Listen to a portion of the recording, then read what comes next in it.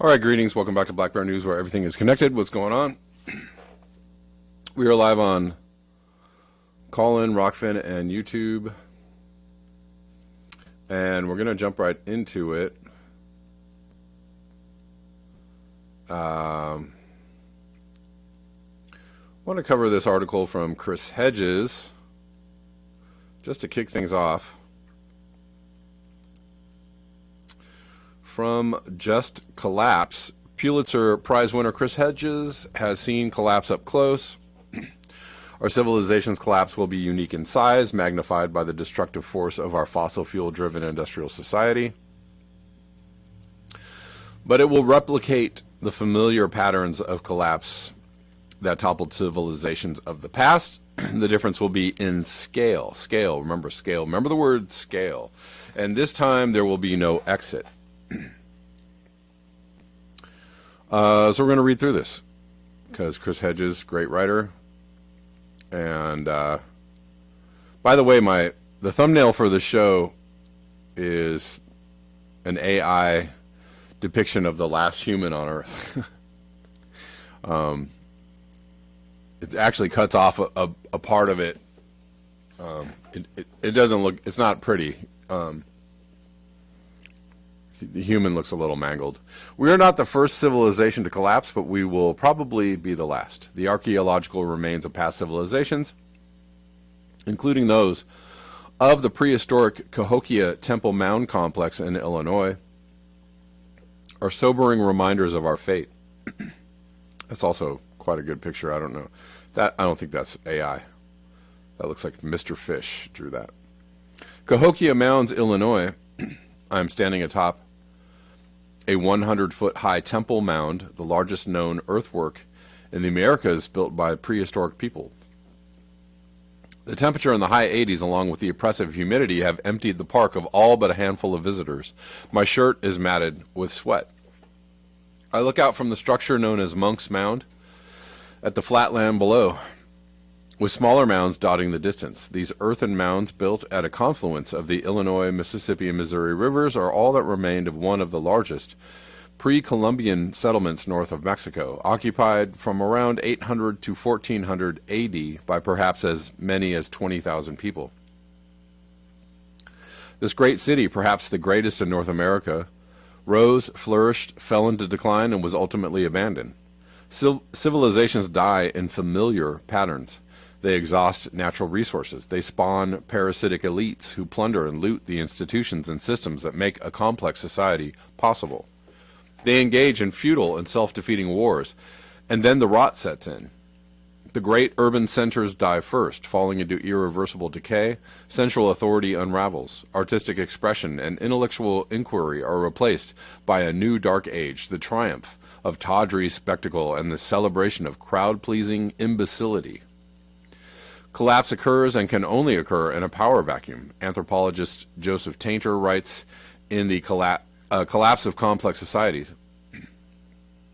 Collapse is possible only where there is no competitor strong enough to fill the political vacuum of disintegration. Does that sound familiar? Does it sound like where we're going now? There is a political vacuum, and everybody's urging you not to do anything about it. To be less involved in politics or something. Several centuries ago, the rulers of this vast city complex, which covered some 4,000 acres, including a 40-acre central plaza, stood where I stood. They no doubt saw below, in the teeming settlements, an unassailable power, with at least 120 temple mounds used as residences, sacred ceremonial sites, tombs, meeting centers, and ball courts. Cahokia warriors dominated a vast territory from which they exacted tribute to enrich the ruling class of this highly stratified society. Reading the heavens, these mound builders constructed several circular astronomical observatories, wooden versions of Stonehenge. The city's hereditary rulers were venerated in life and death. A half-mile from Monk's Mound is a 7-foot-high Mound 72, in which archaeologists found the remains of a man on a platform covered with 20,000 conch shell disc beads from the Gulf of Mexico. The beads were arranged in the shape of a falcon, with the falcon's head beneath and beside the man's head. Its wings and tail were placed underneath the man's arms and legs. Below this layer of shells was the body of another man, buried face downward. Around these two men were 6 more human remains, possibly retainers, who may have been put to death to accompany the entombed man in the afterlife. Nearby were buried the remains of 53 girls and women ranging in age from 15 to 30, laid out in rows in 2 layers separated by matting. They appeared to have been strangled to death. The poet Paul Valery. I want to just pause right there and just say that,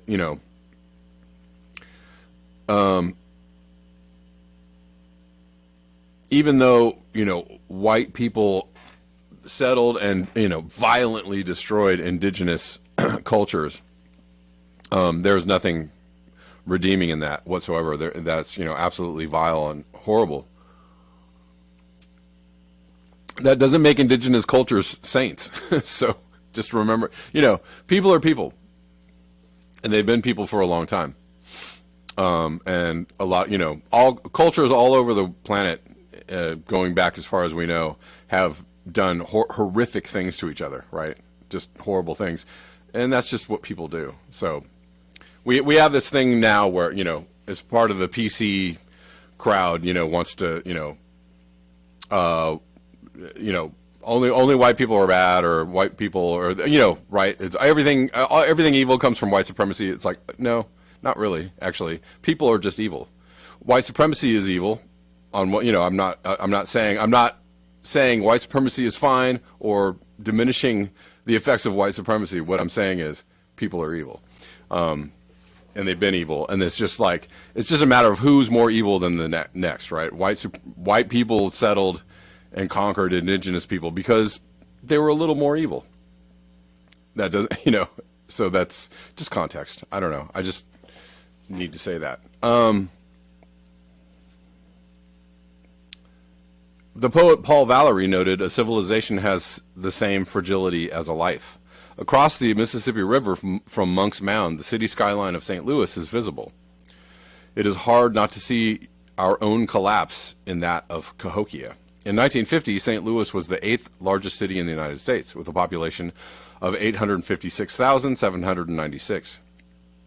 Today, that number has fallen to below 300,000. If you've ever been to St. Louis, and I've been to St. Louis many times, St. Louis actually is very reminiscent of Detroit. And people don't talk about that. There are very nice areas of St. Louis. It's, some parts of it are very modern and very, it looks like any other city, but there are also parts of St. Louis that are in serious decay and decline, absolute ghost towns, blocks and blocks and blocks of rows of empty houses, just like Detroit. And that there's a lot of other cities like that. Major employers, Anheuser-Busch, McDonnell Douglas, TWA, Southwestern Bell, and Ralston Purina have dramatically reduced their presence or left altogether. St. Louis is consistently ranked one of the most dangerous cities in the country. 1 in 5 people live in poverty.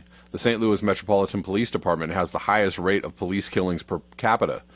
Of the 100 largest police departments in the nation, according to a 2021 report, prisoners in the city's squalid jails, where 47 people died in custody between 2009 and 2019, complain of water being shut off from their cells for hours, and guards routinely pepper spray inmates, including those on suicide watch.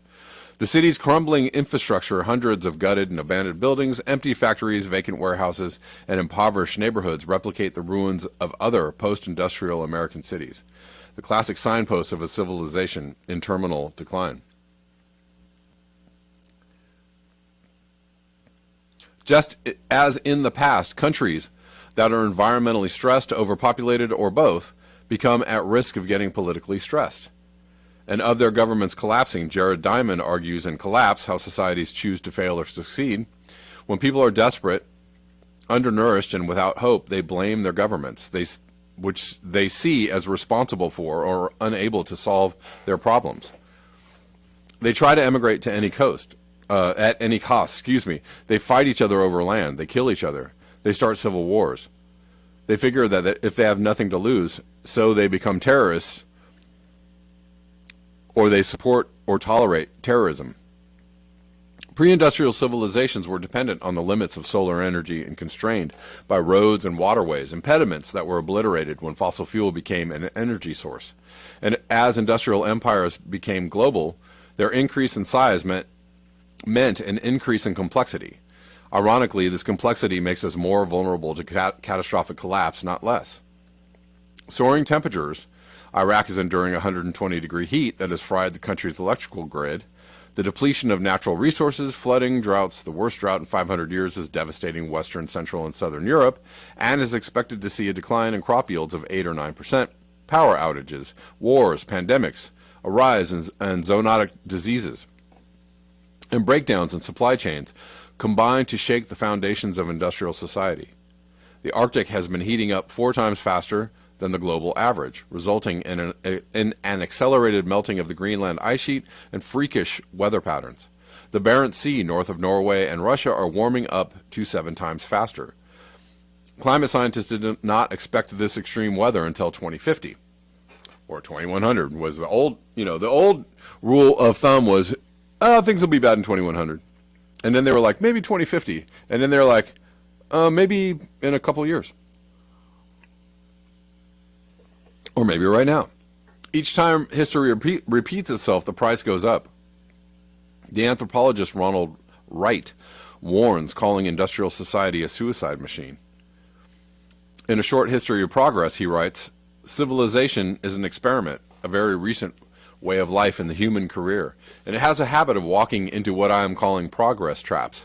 A small village on good land beside a river is a good idea, but when the village grows into a city and paves over the good land, it becomes a bad idea. While prevention might have been easy, a cure may be impossible. A city isn't easily moved. This human inability to foresee or to watch out for long-range consequences may be inherent to our kind, shaped by the millions of years when we lived from hand to mouth by hunting and gathering.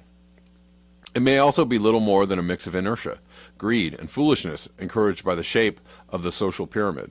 The concentration of power at the top of large-scale societies gives the elite a vested interest in the status quo. They continue to prosper in darkening times long after the environment and the general populace begin to suffer. Wright also reflects upon what will be left behind. The archaeologists who dig us up will need to wear hazmat suits. Humankind will leave a telltale layer in the fossil record composed of everything we produce, from mounds of chicken bones, wet wipes, tires, mattresses, and other household waste, to metals, concrete, plastics, industrial chemicals, and the nuclear residue of power plants and weaponry. We are cheating our children, handing them tawdry luxuries and addictive gadgets while we take away what's left of the wealth, wonder, and possibility of the pristine earth. Calculations of humanity's footprint suggest that we have been in ecological deficit, taking more than the Earth's biological systems can withstand for at least 30 years. Topsoil is being lost faster than nature can replenish it. 30% of arable land has been exhausted since the mid-20th century. We have financed this monstrous debt by colonizing both past and future, drawing energy, chemical fertilizer, and pesticides from the planet's fossil carbon, and throwing the consequences into coming generations of our species and all others. Some of those species have already been bankrupted. They are extinct. Others will follow. As Cahokia declined, violence dramatically increased. Surrounding towns were burned to the ground. Groups, numbers in the hundreds, were slaughtered and buried in mass graves. At the end, the enemy killed all people indiscriminately.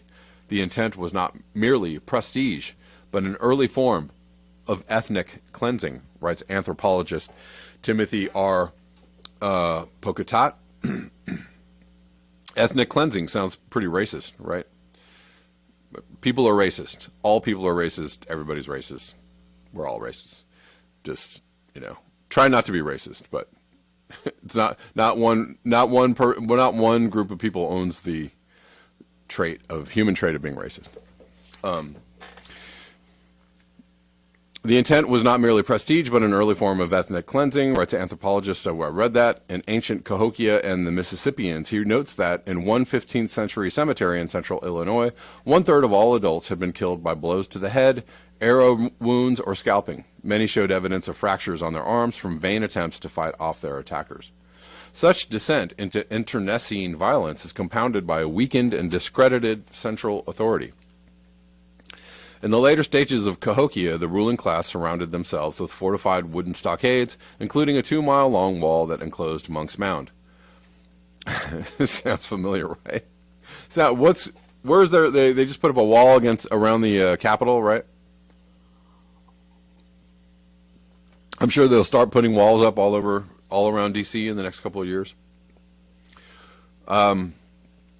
Similar fortifications dotted the vast territory of the Cahokia controlled, segregating gated communities where the wealthy and powerful, protected by armed guards, sought safety from the increasing lawlessness and hoarded dwindling food supplies and resources. Overcrowding inside these stockades saw the spread of tuberculosis and blastomycosis, I don't know what that is, caused by soil-borne fungus, along with iron deficiency anemia. Infant mortality rates rose, and lifespans declined as a result of social disintegration, poor diet, and disease. By the 1400s, Cahokia had been abandoned. In 1541, when Hernando de Soto's invading army descended on what is today Missouri looking for gold, nothing but the great mounds remained, relics of a forgotten past. This time the collapse will be global. It will not be possible, as in ancient societies, to migrate to new ecosystems rich in natural resources. The steady rise in heat will devastate crop yields and make much of the planet uninhabitable. Climate scientists warn that once temperatures rise by 4.C degrees, the Earth at best will be able to sustain 1 billion people. Oh, not even that. Not even that. If temperatures rise by 4C, there's probably no people. The more maybe, but probably not. The more insurmountable the crisis becomes, the more we, like our prehistoric ancestors, will retreat into self-defeating responses, violence, magical thinking, and denial. The historian Arnold Toynbee, who singled out unchecked militarism as the fatal blow of past empires, argued that civilizations are not murdered, but commit suicide. They fail to adapt to a crisis, ensuring their own obliteration. Our civilization's collapse will be unique in size, magnified by the destructive force of our fossil fuel-driven industrial society. But it will replicate the familiar patterns of collapse that toppled civilizations of the past. The difference will be in scale, and this time there will be no exit. All right, good stuff from Chris Hedges. Wanted to read through that, and Lightning Rod says apparently the stock market will lose 75% of its value at 10 degrees. Right. Yeah, I mean, look what's happening at 1 point whatever degrees, wherever we're at now. Imagine what it will be like at 2, at 3, and at 4. There's just going to be stragglers hanging on. Oh, this is not. All right. I've already got tomorrow's show lined up, and I don't want to cover tomorrow's show's thing today.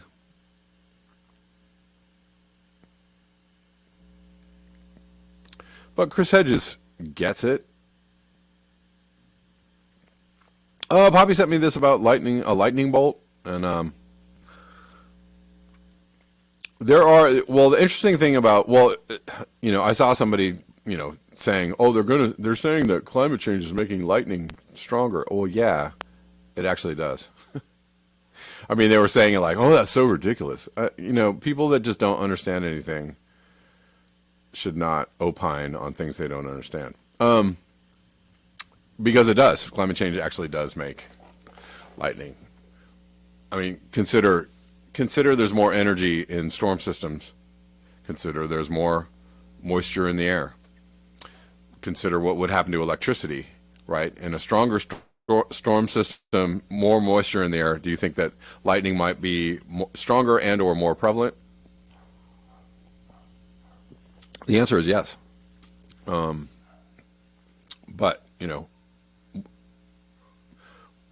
anything for a narrative, right? Gigantic jet that shot into space may be the most powerful lightning bolt ever detected. Also, another interesting thing about lightning is a lot of people don't know that there's the lightning above clouds. There's lightning that happens above clouds that is way stronger and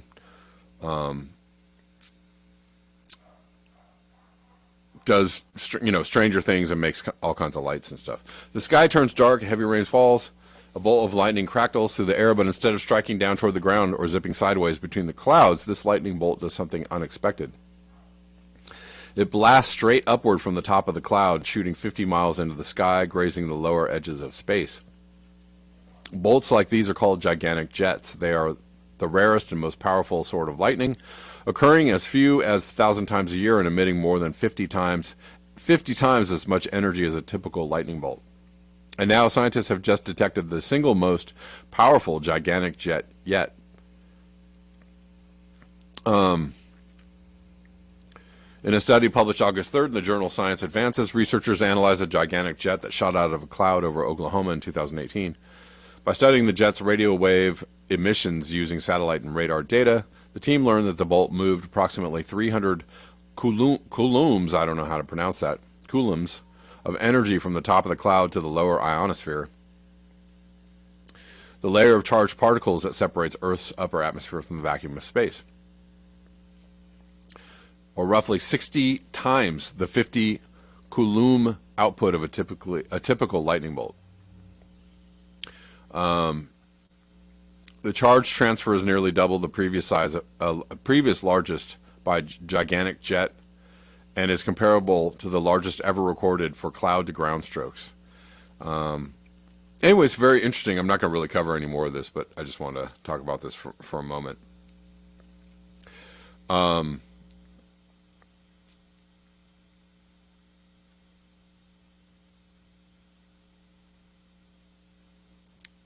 But yeah, there have been. Oh, sorry, didn't even show that on the screen. Apologies, but there have been a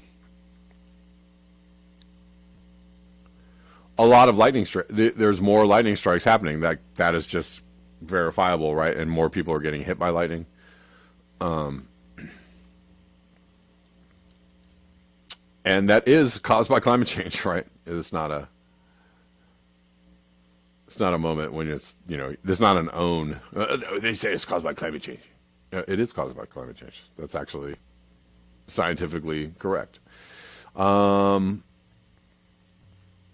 Let's keep going.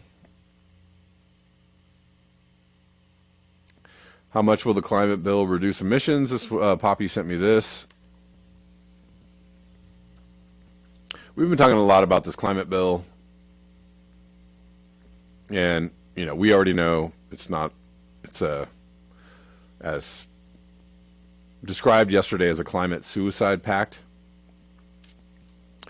And another more evidence of when the powers that be name a bill or a law, or they say it does this thing, it does the opposite of the thing that the bill is named for, right? Like if there was a Puppies for Everyone bill, that would mean we're going to come to your house and kill your dogs. That's what happens now politically.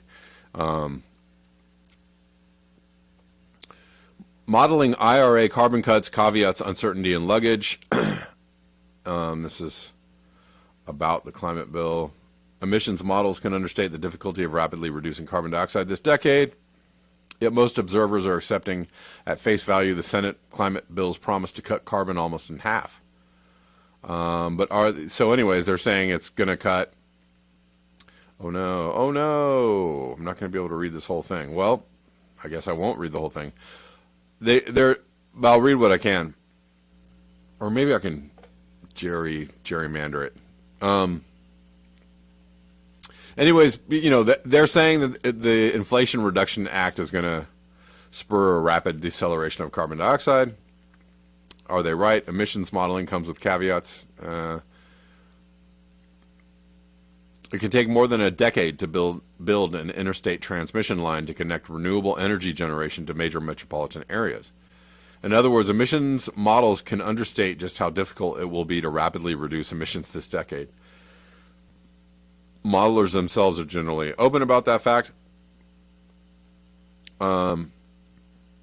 But Poppy sums it up in her tweet. Anyways, 3 models widely cited by the press say most of 40% will happen without the bill anyway. Basically a greenwashing hatchet job. But we don't, we know it's very problematic, so I don't need to really, I don't know that we need to go into detail of that right now. Any more detail. But, it's just politics, right? You say things that sound good, and people go, oh, all right. And people, the believing ears and the eyes of the masses are like, oh, that sounds pretty good. Yeah, all right. Doing the things, but that's it. That's all because you can say, that's the thing is you can say anything. People aren't discerning enough. People aren't skeptical enough. Because you could just say things and people go, oh, I believe what you just said without presenting any evidence or data or pointing to data or even, showing a graph. Here's a graph and look what's going to happen, right? I mean, just cursory kind of like pointing to evidence. Here's some evidence of what the thing I'm saying. Because, but you don't need that anymore. You just say stuff and people go, oh, and they repeat it and they go, oh, yeah, because he said it. I'm just going to take that as that's just the truth. But what are we looking at here? The Rhine River, again, in Germany is usually about 3 meters deep. It's currently at 80 centimeters and 40 centimeters in some part. One of Europe's most important trade routes is under serious threat of closure. And we've been covering this. But we'll see how worse this gets. How much worse this gets in the near future. Lake Mead is still going down. Lake Mead is still dropping. Because it was like super low a month or more ago.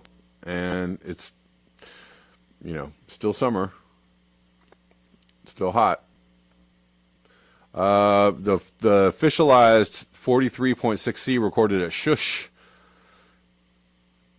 in Iran on 9th of August. This would be the highest temperature ever recorded in Asia in August and one of the highest worldwide in history. So what happens when the earth is warming? I don't know. I think it gets warmer.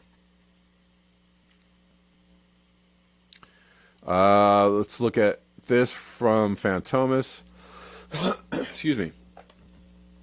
Spaghetti sauce is in crisis. Why? I guess you could have said tomatoes are in crisis. Spaghetti sauce is under threat.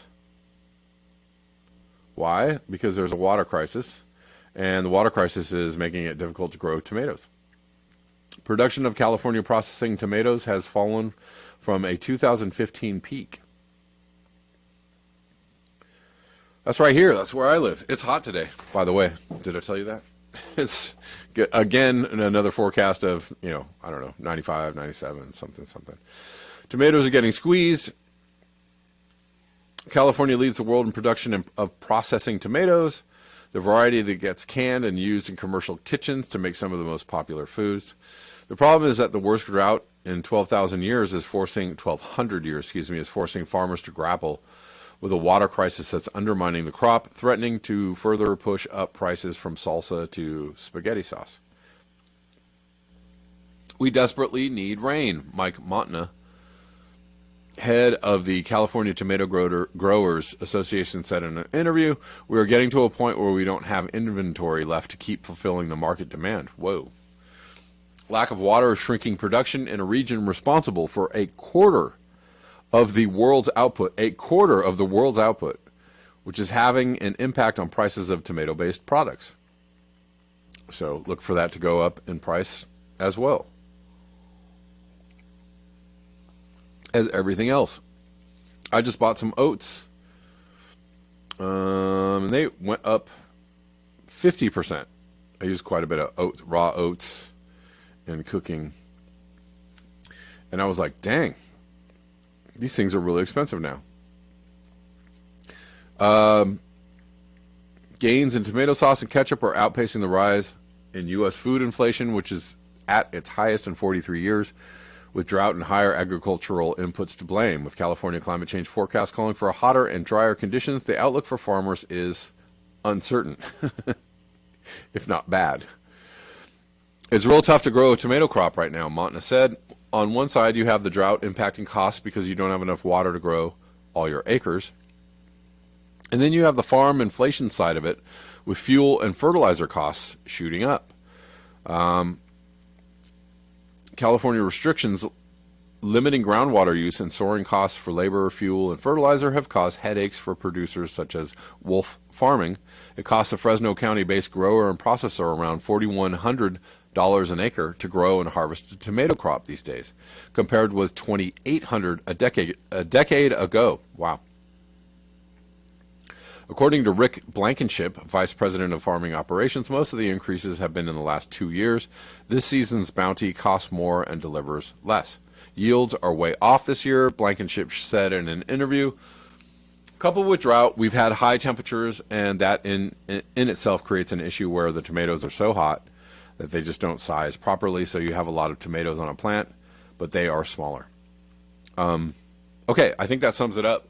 I'm going to move on, but this is a thing that's happening. This is a real life thing. You know, nobody's making this up. Nobody's, you know, this is not intentional. This is not a controlled demolition situation. This is like actually happening.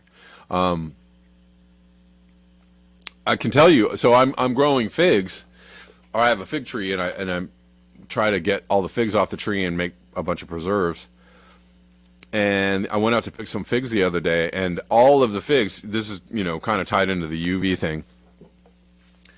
All of the figs are like burned on the top. So, you know, figs have that nice purple color when they're ripe.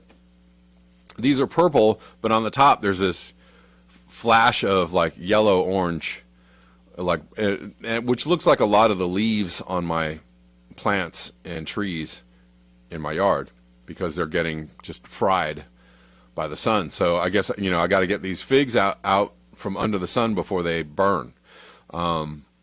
That is actually not normal.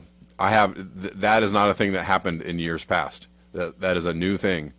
Again, we've been talking about the very high UV that's been happening, and that's probably partly to blame. But grow peppers in high heat, says Creative Experiments. That's exactly what I'm doing. I'm growing. I got 3 pepper plants growing. I think I'm going to make some more because I make a lot of hot sauce and I eat a lot of hot sauce. So I need to grow me a whole bunch of peppers. All right. I'm going to take this call from Fantomas and see what's going on. How's it going, Fantomas? It's going good. I was going to talk about the water thing, kind of a parallel story that I was studying, and the fact that I was watching this thing surprisingly on Alice in Chains, and they were visiting this water park called Action Water Park. That's funny. I was just listening to Alice in Chains yesterday. Interesting. Yeah. So coincidence. So I was paying attention to Action Water Park, and I was like, what the hell is this place? So I decided to look it up and research the history on it. Yeah. And what I found was really interesting. Well, the fact was that everybody thought in the Action Park was located in New Jersey, and a lot of people thought that a water park wasn't possible because of the issues of marketing and promotion and stuff like that. But anyways, to cut a long story short, this entrepreneur guy who had made a lot of ski resorts decided to invest and make this Action Water Park. Now, the interesting thing about it is the fact that when he created it, they started having a good number of accidents. Oh yeah, right. One of the things that was funny to me was the fact that because this water park was so popular, yeah, the number of people covered up the incidents of accidents that they were having. Oh, really? Wow. So they changed the route to the ambulances because that's how many accidents were happening at this water park. So, oh my God! I'm looking and I'm paying attention to it. I'm like, so not only is it really dangerous, it's completely wasteful of water. The Right. level of just deception Right. on deception is just crazy. Right. So my main point of saying all of this right now is the fact that there's so many things that are wasteful in our society that are dangerous to us that nobody wants to talk about where it concerns water issues. And that was just one that I picked up on that I found kind of interesting. Yeah. Well, at some point, it's going to reach some kind of crisis. You know, right now, people are still able to do stuff like that. You know, have water parks and such, and do really wasteful things with water. You know, there's a artificial wave machine. I think it's in Arizona, or no, I think it's either Arizona or like Eastern California. It's out in the desert, and I'm like, you guys, and like some top, surfers are like promoting this artificial wave park. I'm like, God dang it, that boils my blood, because it's interesting on a level of like, ooh, look what we can do. But it's like, dude, you're in the desert and you're using all this water for this like artificial wave machine, and you could just go to the ocean and surf some waves, bro. Like, I mean, just an absolute, that's just the height of human extravagance right there. Like, yeah, no, we don't need that. But hopefully it fails. Well, I'm hoping a lot of water parks, they start shutting them down one after the other. But I think that'll be a long time coming. Well, I mean, if we get to the point where it's like, oh, geez, we're gonna have a problem giving these huge cities with millions of people in them enough water. I think at that point you'd be like, well, do we need this water park? Because 8 million people in LA don't get enough water, or on severe water. At some point it's going to be like, yeah, okay, this is a little weird. I don't know, but I don't know when that's going to be. Your guess is as good as mine. All right, thanks, Fantomas. I appreciate it. I got another caller, and I'll take this call. William, how you doing? Oh, I forgot to push the button. Or I tried to push the button. There you go. William, what's up? Hey, Kevin, can you hear me okay? Yep. Okay, so right on. Check this one out. This one is pretty freaky. There's a study on Wired covering California 4,000 miles of canals with solar panels. Yes. Would reduce the VAP 63 billion gallons a year and produce 13 gigawatts of power. So is that a no-brainer? I don't know. Yeah, I saw something about that. I saw something about just that thing. Yeah. Yeah. Do you think they'll do something like that? I mean, we can't seem to get helpful infrastructure going, right? We can give away oil wells, right? Yeah. But we can't seem to do stuff like that. Well, to respond to your question, have you heard of the Princeton Northwestern study? It's a 20-year study done by Professor Gillens and Page. Basically, Congress doesn't care what we think. It's all based on the special interests. You follow me? Oh, yeah. So, yeah. So how do we get something passed? You know what I mean? When we know, like George Carlin, it's all bought out. Who owns America? Yeah. And what's sad is I don't have any kids, right? And I got a lot of comorbidities, and I'm 62, and I'm like, I did everything I could. Like I told you, my dad had a bicycle shop. I rode my bike through the winter time. I had put fenders on it. I rode my bike everywhere with panniers, whatever. Sure. I'm disabled now. I can't do any of that. I'm vegetarian, and I would say to people, I'm 400 pounds with comorbidities due to pituitary endocrine disease. But let me just say, being a vegetarian, I'll just say this to encourage people. When I was going to rehab, I could step up to a lap pull-down rack and effortlessly wrap the whole thing 12 to 15 times, no problem. You follow me? And the therapist stopped me in the rehab room saying, you're frightening people. Because the whole machine would start to like wiggle. You know what I mean? And I was like, okay. So what I'm trying to say is,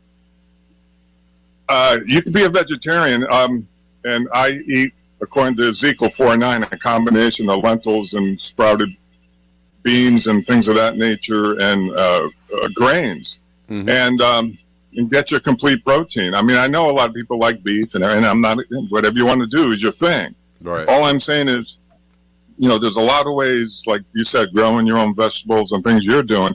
You know, you have kids, I overheard you say, and my heart breaks, Kev, because, you know, like we were talking yesterday, for decades and decades, the powers that be that are running this world into ruin, World Economic Forum Group, before that, Bilderberg, you know what I mean? They're all the same people. Right. You know what I'm getting at? You know, they could have been doing things, but no, it was maximized profit at you know, people's expense. So you think those same people are going to save us now? You know what I'm saying? You know, hell no. No, they're not. No, and that you're absolutely right. All the entire, it was all designed to, you know, maximize profit and hold the forces of communism down. But you know, socialism, communism. Well, you know, but the things that are more, you know, people oriented policies. You know, we could say that. We just call it that. You know, some people might call that communism. I don't know. You know, in a whatever, in a derogatory way. But thanks for calling in. Thanks for calling in, William. I'm going to do a couple more stories, and I appreciate you. Yeah, right on. Right on. Yeah, and appreciate you too, brother. All right. All right. Just one more thing. I'm going to jump off of YouTube for a couple more stories, but you know, another brick in the climate change wall is what's up, Osama? How you doing? Osama says, sounding good vibes, William. You have set a great example. North says, shutter Las Vegas. I'm all for it. I don't know. I agree with you. Some people would be like aghast at that suggestion, but Tired Allison says, golf course is next. North says, when they close the water parks, conservatives will scream tyranny. Of course they will. Of course they will. Or communism. I just hear people throwing around that word so much, and I'm just like, oh my God, it's, you know, I'm like, what is going on? It's a little embarrassing too. You know, the Bolsheviks, the communisms, the communists are doing the things. I'm like, it's not communism. You know what communism is? Anyways, whatever. July's nighttime low was more than 3 degrees warmer than the 20th century average this July. Nighttime warms faster because daytime warming helps make the air hold more moisture. Then that moisture helps trap the heat in at night. That's scientific, okay? So, you know, this is probably another one of those things where people are like, you know, whatever. I like to rag on people that don't know what they're talking about when they get to the climate change thing, and they just walk into a paper bag of existence. They're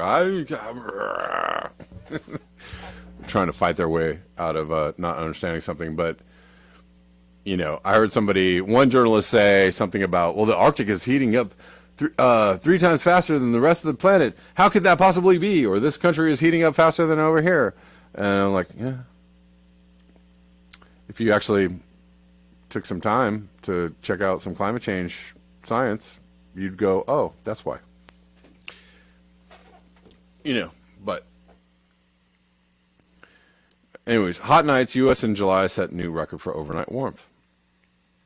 And that's the thing. It's not just the highs, it's the high lows. It's the high overnight temperatures that also contribute to everything not working the way that it used to. The climate not working the way that it used to. Continental United States in July set a record for overnight warmth, providing little relief from the day's sizzling heat for people, animals, plants, and the electric grid, meteorologists said. The average low temperature for the lower 48 states in July was 63.6 degrees.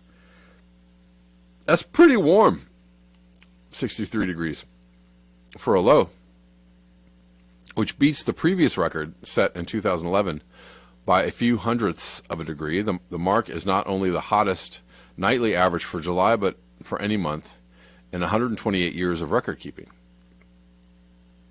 said the National Oceanic and Atmospheric Administration climatologist Karen Gleason. July's nighttime low was more than 3 degrees warmer than the 20th century, the average.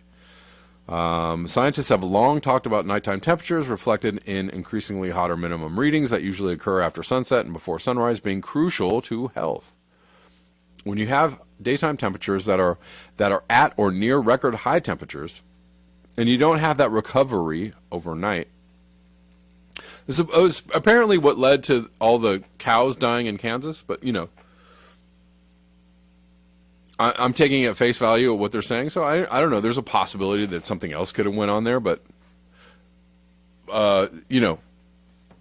scientifically solid excuse for them dying, because the nighttime lows are not getting low enough for them to recover and release the heat and get ready for the next day when they're going to have to soak up all the heat. Cows are quite large, right? Last I heard. A lot of body mass, You soak up heat all day, and then you hope that it dissipates overnight enough for you to recover. It does place a lot of stress on plants, on animals, and on humans, Gleason said Friday. It's a big deal. In Texas, where the monthly daytime average high was over 100 degrees for the first time in July, the monthly daytime average high was over 100 degrees for the first time in July, and the electrical grid was stressed. The average nighttime temperature was still a toasty 74.3 degrees and 4 degrees above the 20th century average. Sounds like things are getting hotter. In the past 30 years, the nighttime low in the U.S. has warmed on average about 2.1 degrees. While daytime high temperatures have gone up 1.9 degrees. At the same time, for decades, climate scientists have said global warming from the burning of coal and oil and natural gas would make the world warm faster at night and in the northern polar regions. Whoa! Is that why Alaska's getting hotter faster than the rest of the world? How could that possibly be? I don't know. Maybe you should go listen to a climate scientist explain why that is.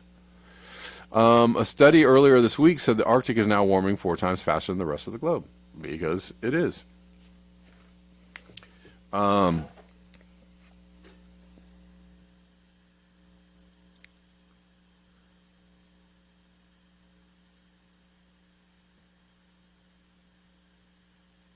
So we are warming, the rest of the planet is warming, but at a relatively slower rate. But the Arctic is way out of whack. And this, why you see these incredibly high temperatures in northern climes, and you don't see as many incredibly high temperatures in southern climes. You're still seeing higher temperatures, but like imagine if Iran, let's say, take the Middle East, imagine if they had a 20 or 30 degree Fahrenheit spike in temperature, right, from what their older highs or the regular highs or regular temperatures. That would just be insane, right? You'd see something like 160 degrees or 170 degrees, but that kind of stuff is happening in the Arctic. All right.